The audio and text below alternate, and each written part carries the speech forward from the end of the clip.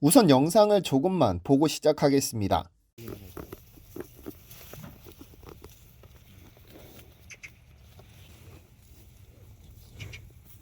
이걸 비경이라고 하는데 코? 예, 이게 까매요. 한우는 좀 색깔이 있잖아요. 눈도 예. 그러네요. 눈도 까맣죠. 자, 메롱 해봐, 메롱. 오늘 영상의 시작은 지난 10월 중순 제가 받은 제보 메일에서 시작됩니다. 한 제보자께서 꼭 취재해서 다뤄달라는 메일을 보내오셨는데 메일 내용은 다음과 같습니다. 제보자는 일본 유학 중 일본의 소는 전부 검은색이라는 사실이 상당히 놀라웠다고 했습니다. 한국에서는 갈색 소만 봐왔기 때문에 상당히 이질적이었는데 이를 일본인 은사님께 여쭤봤는데 충격적인 말을 듣습니다. 일본의 소들은 원래 모두 한국에서 왔다는 말이었죠. 그런데 더 놀라운 것은 일본 소의 뿌리가 한국 소라면 한국에 검은 소가 있어야 하는데 검은 소는 볼 수 없고 왜 갈색 소만 한우로 인정받고 있는지 그 점이 상당히 궁금했다고 하셨는데요. 그런데 생각해보니 저 역시 한우라고 하면 갈색만 봐왔지 검은색은 한 번도 보지를 못했습니다. 어릴 적 어렴풋이 읽었던 책에서 조선의 명제상으로 알려진 황희의 노렁소와 검은소 이야기가 기억납니다.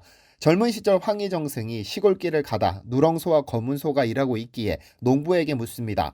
누렁소와 검은소 중에 어떤 소가 일을 더 잘하오? 라고 물었는데 농부가 귓속말로 검은소도 잘하지만 누렁소가 일을 잘합니다. 검은소가 들으면 서운해하니 이렇게 조용히 말씀드립니다. 라는 대목에서 황희정승이 무릎을 탁 치며 깨달음을 얻었다는 이 이야기는 아마 많은 분들이 기억하실 텐데요.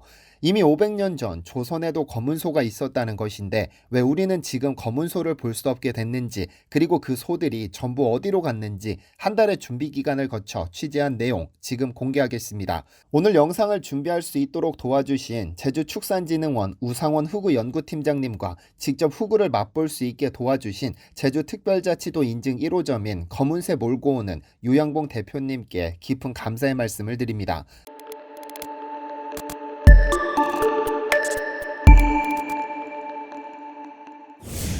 안녕하세요. 디스멘터리입니다. 특정 지역에 특정 동식물이 살았다는 것을 증명하려면 그 시대를 살았던 조상들이 남긴 흔적을 보면 됩니다.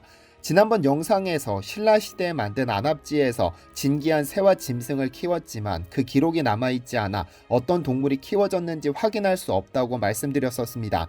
하지만 발굴 과정에서 사냥, 말, 호랑이 등의 동물의 뼈가 출토된 덕분에 그 목록을 확인할 수 있었는데 이렇게 흔적을 통해 옛 조상들의 생활상을 엿볼 수 있습니다.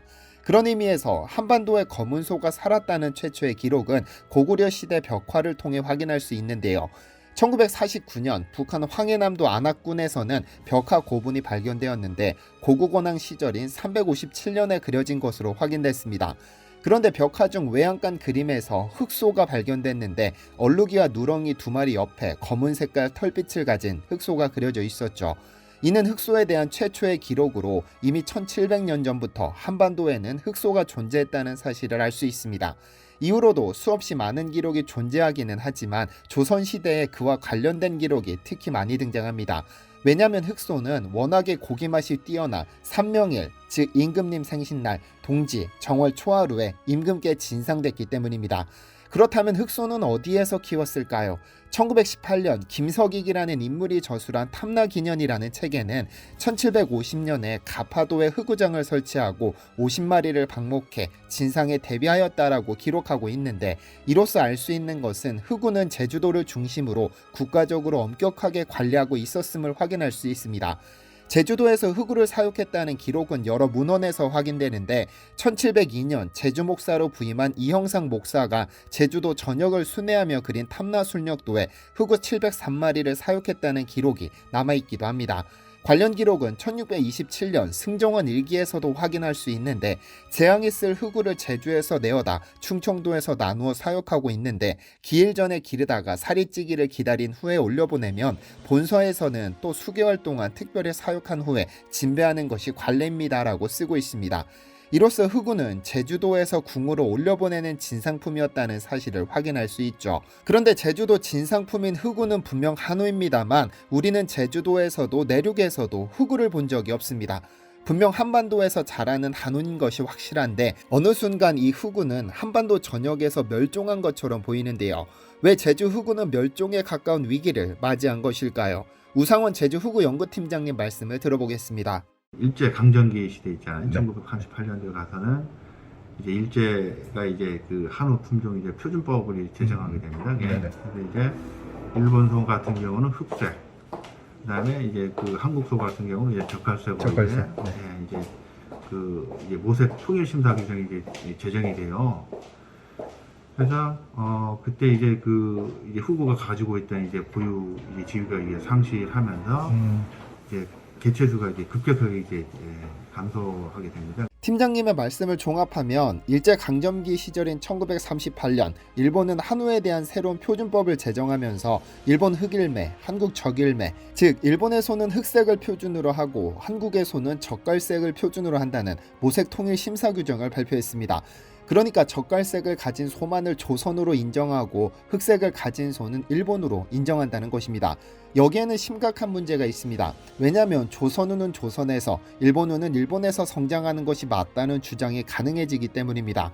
그럼 제주 후구는 실제로 일본으로 가져갔을까요? 맞습니다. 타키오 에이지라는 일본인 학자는 1997년 책 일본 제국주의 천황제하의 조선규의 관리 통제, 식욕과 피역을 둘러싸고를 통해 일본은 쌀, 콩과 더불어 한우를 일본으로 수탈해 갔는데 1910년부터 1942년까지 일본을 포함 중국, 러시아 등지로 반출된 살아있는 한우가 150만 마리, 1892년부터 1941년 사이 한우 가죽 약 270만 톤이 반출됐다고 썼습니다.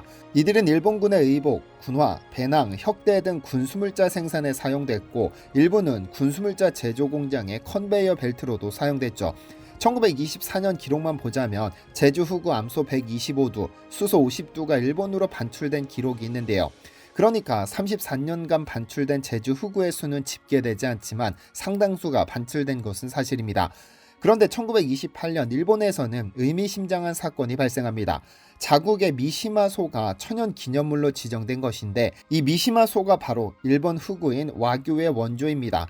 일본의 와규는 일본 토종소를 바탕으로 한국 등 일본 9개의 소품종과 교배하여 만들어진 혼합부위인데 1924년 수탈된 제주 후구와 1928년 일본이 미시마 소를 천연기념물로 지정한 것은 묘한 의심을 갖게 합니다. 참고로 이 미시마 소 역시 한반도에서 가져간 품종입니다. 일본 문화재청은 미시마 소는 조선반도에서 도래해 현재까지 혼혈 없이 사육됐으며 일본에서 가장 오래된 와규로 일컬어진다고 설명하고 있으니까요. 그러니까 일본이 토종소라고 부르는 미시마소의 뿌리도 한반도에서 가져간 겁니다. 어쨌든 1938년 일본이 젓갈색 소만을 한우로 인정하는 모색통일 심사 규정으로 제주 후구의 상당수는 일본으로 반출되었지만 이 젓갈색을 한우로 인정하는 기준은 2008년까지도 유지되었습니다. 1964년 농림축산식품부의 종축 및 후보 종축 심사 기준, 그리고 1970년 한국종축개량협회의 한우심사 표준에서 한우의 모색은 황갈색으로 규정해버리고 제주 후구는 한우로 인정하지 않았습니다. 왜냐하면 일제가 제정한 1938년 한우표준법에서 기인했기 때문입니다. 이러한 모색 규정에 따라 가축 개량 및 번식에 활용되는 가축을 의미하는 종축은 황갈색 한우로 고정됐다가 2008년에야 한국종축개량협회에서 한우 기준을 새롭게 도입하면서 제주 후구와 칡소를 한우로 인정하기 시작했죠. 하지만 여전히 많은 분들이 황갈색 털을 가진 소를 한우라고 생각하고 검은색 털을 가진 제주 후구도 한우라는 사실을 알지 못합니다. 제대로 홍보가 되지 못했기 때문입니다. 여기에 한우를 키우는 농가들 역시 돈이 되는 한우를 키우고 싶어하지 수요도 없는 제주 후구를 키울 이유는 없습니다. 그러다 보니 제주 후구 개체수는 급격히 감소하기 시작해 거의 멸종 위기에 처한 겁니다. 제주축산진흥원 우상원 팀장님 말씀을 다시 들어보겠습니다. 후구도 보면 우리 국립축산과학원에서 이제 블라인딩 테스트를 했던 결과인데 거기 보면 뭐 한우에 비해서 있잖아요. 이제 올레인산 같은 거 이제 불포화 지방산인데 그게 뭐 한우가 한 43% 정도 수준이 되는데 그 후구 같은 경우는 한 49% 정도, 화우가 한 50% 정도 될 겁니다. 그래서 그런 영양적인 측면에서도 화우하고 비교했을 때 그렇게 많이 지저진 품종이 아니다. 지금 후구가 우리는 그냥 종축으로만 이제 사육을 하고 있거든요. 그래서 이제 지금 종축하고 그다음에 이런 실용축, 네네. 실용축 합해서 돈에 한 5,000조 정도 5,000조 예상이 정도? 돼야 이제 정상적으로 통과하고, 네네. 그래서 이제 어느 정도 이제 안정화 초기 단계에 들어갈 것이다라는 이제 전문가 입장이 있습니다. 그래서 이제 지금 우리 진흥원 보유하고 있는 소가 지금 한 220두 220도 정도. 그리고 돈의 전체적으로는 58농가에 1190두 정도 1190 두. 소유이 된다라고 이제 전수조사 결과 그렇습니다. 그렇다면 제주 후구는 어떤 특징을 가지고 있을까요? 정답은 간단합니다. 모든 것이 흑색이어야 합니다. 첫째, 전신모색이 흑색이고, 둘째, 호구가 없으며, 셋째, 황만선이 없으며, 넷째, 비경이 흑색입니다. 그리고 우 팀장님이 혀까지 흑색이어야 한다고 하셨는데 3초밖에 촬영하지 못했습니다. 위 4가지 기준을 만족시키고 검은색 혀까지 보신다면 그 소는 제주 후구가 100% 확실하다고 볼 수 있습니다. 사실 저는 영상을 취재하면서 검은새 몰고 오는이라는 제주특별자치도 인증 1호점 식당에서 직접 제주 후구를 맛보고 왔지만 그 맛이 한우에 비할 바가 못됩니다. 공기 좋은 제주도 초지에 방목해 키운 덕분에 고기의 맛을 결정하는 올레인산, 리놀산 및 인체에 유익한 불포화 지방산의 함량이 한우에 비해 높고 육질이 훨씬 쫄깃하고 풍미와 식감이 훨씬 우수해 반드시 다시 가서 먹고 싶은 맛이었는데요. 영상 말미에 영상으로 더 자세히 소개해드리겠습니다만 현재 제주축산진흥원은 후구를 특별 관리에 개체수 확대에 심혈을 기울이고 있습니다. 다행히 2004년 국제식량농업기구 FAO가 제주 후구를 한우 품종으로 등록하면서 변화가 시작되었는데 2013년 한국 정부는 제주 후구를 천연기념물 546호로 지정했고 같은 해 10월 슬로푸드 국제대회 마세방주에 올라 관심이 고조되기 시작했습니다. 그런데 제주 후구가 국내에서 유명해질 뻔한 계기도 있었습니다. 2010년 G20 정상회의 당시 만찬 메뉴로 횡성한우가 아닌 제주 후구가 오를 뻔했었으니까요. 만찬을 준비하던 서울의 한 유명 호텔에서 만찬 메뉴로 사용할 제주 후구 20여 두를 요청했으나 당시 제주도에서는 그만큼을 공급할 여력이 되지 못했습니다. 당장 급하게 준비하지 못한 관계로 만찬 메뉴에는 제주 후구가 아닌 횡성한우가 오르면서 큰 기회를 놓쳐버렸죠. 제주에는 보통 3개의 보물이 있다고 합니다. 제주 후구, 제주 흑돼지, 그리고 제주마인데 제주 후구는 제주 흑돼지보다 1년 앞서 천연기념물로 지정됐습니다. 흑돼지 제주마는 잘 알려져 있지만 제주 흑소가 잘 알려지지 않은 것은 의아한 일이 아닐 수 없는데요. 현재 진흥원이 보유한 후구가 약 220두이고 제주도 전체에서 58농가 약 1190두가 사육되고 있는데 진흥원에서 제주 후구를 구하는 과정이 상당히 어려웠다는 것이 우 팀장님의 전언입니다. 왜냐하면 돈도 되지 않는 후구를 키우는 농가가 많지 않다 보니 상징적으로 한두 마리 키우는 농가를 찾아가 양해를 구해 매입해야 했으니까요. 여기에 근친교배를 할 수 없다 보니 현재까지 220두를 만들기 위해 얼마나 많은 노력이 필요했는지 엿볼 수 있습니다. 제주 후구 농가와 축산진흥원이 바라보는 꿈의 숫자는 5,000두입니다. 안정적인 유통을 위해 반드시 필요한 목표죠. 그래야 한우만큼 언제 어디서든 즐길 수 있는 먹거리로 올라설 수 있는데 아직 그 수가 현저히 부족하기 때문에 축산진흥원 자체적으로 씨수소 정액을 보급하고 있으나 아직 갈 길이 많이 먼 실정입니다. 왜냐면 제주 후구는 정부 주도의 개량 정책이 전략적으로 시행되지 못해 한우에 비해 몸집이 현저히 작고 도축까지의 기간이 한우가 약 30개월인데 반해 후구는 10개월가량을 더 키워야 도축이 가능합니다. 몸집이 작다 보니 더 키워야 하고 그 사육기간 발생하는 사육비가 고스란히 가격에 반영되는 겁니다. 현재까지는 악순환의 연속이지만 축산진흥원이 대대적으로 후구 연구에 매달리고 있으니 적어도 10년 내에는 한우만큼은 아니더라도 좀 더 친근한 먹거리가 될 것으로 예상하고 있습니다. 그렇다면 우리가 기원전부터 기르기 시작한 우리 토종 제주 후구를 지켜내기 위해서는 어떤 노력이 필요할까요? 아이러니하고 역설적이게도 우리가 열심히 후구를 먹어주는 것입니다. 제주도에는 몇몇 후구 식당이 있기는 하지만 검은새 몰고 오는 이라는 식당이 제주특별자치도 인증 1호점입니다. 다만 1년에 도축되는 수가 80마리에 불과해 가격만큼은 조금 각오하셔야겠지만 귀한 고기를 맛보기 위해서는 조금의 마음가짐이 필요합니다. 저는 우 팀장님의 추천을 받아 이 식당을 방문했는데 요양봉 대표님께서 직접 고기를 구워주시며 합석해주신 덕분에 진짜 귀한 후구를 맛볼 수 있었는데요. 그리고 유튜브 촬영을 핑계로 할인을 요청하거나 무료 제공을 요청하지 않고 제 돈 내고 한라산 소주 한 잔과 즐겁게 식사를 마치고 왔습니다.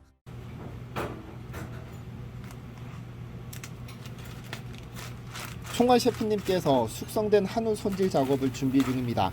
소를 도축한 후 발골 작업 후 식당으로 가져와 대표님만의 숙성이 시작되는데, 소는 살아있을 때와 도축 직후에는 근육이 부드럽지만 24시간 이내에는 사후강직이라는 근육 수축이 오면서 단단해지고 질겨집니다.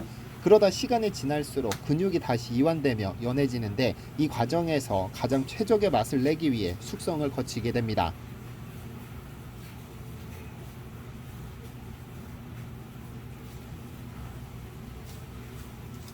주문이 들어오면 셰프님이 등심, 안심, 특수부위 등으로 구분해서 작업을 하시는데, 저는 등심을 주문했기 때문에 제가 주문한 등심을 준비하기에 앞서 불필요한 부분을 잘라내고 있습니다.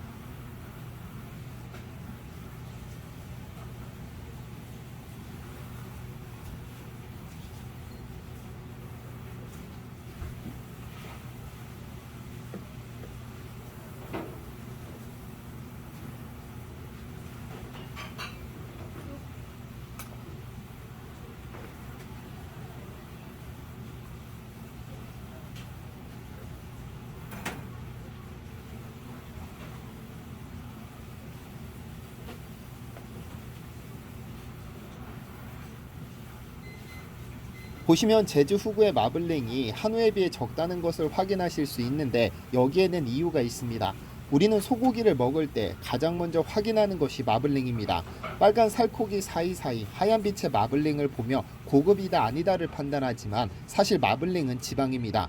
육류를 연하게 하고 육즙을 많이 나오게 하는 근육 내 지방인데, 이 마블링을 만드는 방법은 축사에서만 주구장창 키우면 됩니다. 그러나 이 식당에서 관리하는 제주 후구는 반드시 초지에서 방목하기 때문에 기름이 거의 없습니다. 도축 몇 개월 전에야 축사로 들여와 잠시 머물게 하죠. 그래서 일반 한우에 비해 마블링이 적기 때문에 입에서 살살 녹는 식감보다는 씹히는 식감이 월등히 우수합니다. 참고로 축산물 품질평가원은 근내 20% 이상 지방이 있는 소고기에 2+ 등급을 부여하지만, 제주 후구는 위 기준으로 평가하지 않고 오로지 맛과 식감으로 평가되어야 합니다. 이날은 소를 도축한 날이어서 특별히 육사시미, 간, 천엽을 서비스로 주셨는데, 이건 도축한 날만 먹을 수 있습니다. 미리 전화하신 후에 가시는 것이 좋겠고, 서비스로 맛보게 된 육사시미와 육회는 정말 말로 설명할 수 없을 만큼 대단했습니다. 혹 제주도에 가신다면 꼭 한번 드셔보시기를 디시멘터리가 강력히 추천합니다. 그러니까 지금 저희 아버님께서 처음에는 한우 사업을 쭉 하시는데, 이제 저는 거죠. 이때 처음에는 그 후구를 선택한 이유가, 우리 제주도에서는 제주 후구가 소위 말하는 토종소인데, 일제시대 때 일본 사람들이 전부 다 싹쓸이 가서 소위 말하는 일본 와규에 이게 그 원조가 후구입니다. 그래서 저는 뭐죠, 아무래도 2세대로서 한번 요걸 한번 복원해서 한번 지키고 싶어서, 제가 처음으로 이제 16년 전에 처음으로 이렇게 소위 말하는 종보전이 아니고 이게 식당에 처음으로 이게 도입을 하게 됐습니다. 그래서 처음에는 우리 제주도에서는 이게 수익성이 약하기 때문에 후구 농가에서는 종보전은 가능하지만은 사업화는 좀 어렵다. 근데 그거를 제가 처음부터 이게 소위 말하는 그 인센티브라는 거를 이렇게 적용을 시키면서 한 지가 벌써 16년이라는 시간이 됐습니다. 그러니까 제가 처음부터 이제 제주 후구를 처음으로 판매했기 때문에, 그러니까 제가 이제 도에 그냥 강력하게 제안한 것이, 제주도에는 제주 후구 전문점이 없다. 그렇다면은 법으로 한번 이렇게 지정해달라. 그래서 이제 소위 말하는 저 같은 경우는 원톱의 개념이니까, 저가 이제 농가하고 계약을 맺어서 이제 저하고 농가들하고 같이 어떻게 하면 이 소를 친환경적으로 스트레스를 덜 받고 키우느냐, 거기에 포커스 맞췄기 때문에, 그래서 이제 제가 강력하게 좀 이렇게 자꾸 이렇게 건의도 하고 농가들도 건의를 내서 이제 3년 전에 제주 후구 인증 1호점이라는 것이 도매를 통해서 이렇게 확정이 된 겁니다. 일단은 하면은 일단은 어떤 말 그대로 개량된 소기 때문에 정말로 입에 넣는 사실 없지만은, 제주도는 일단은 토종소기 때문에 약간의 어떤 씹힘에서는 한우보다는 사실 높진 않지만은, 이 후구만의 어떤 고유한 향과 맛이 있습니다. 그래서 보면은 척도가 보면은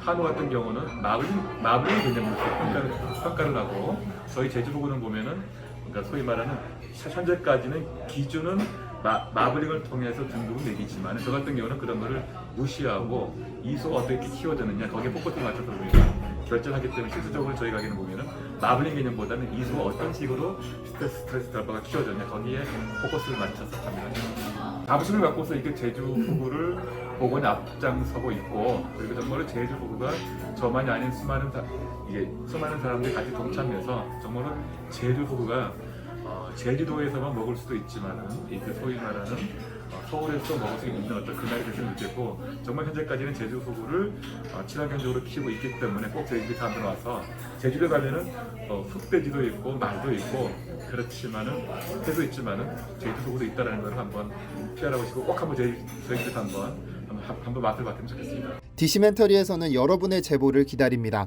제 채널에서 다뤘으면 좋겠는 뉴스 또는 널리 알려졌으면 하는 영상은 디시멘터리 네이버.com으로 보내주시면 소중히 제작하겠습니다. 시청해주셔서 감사합니다.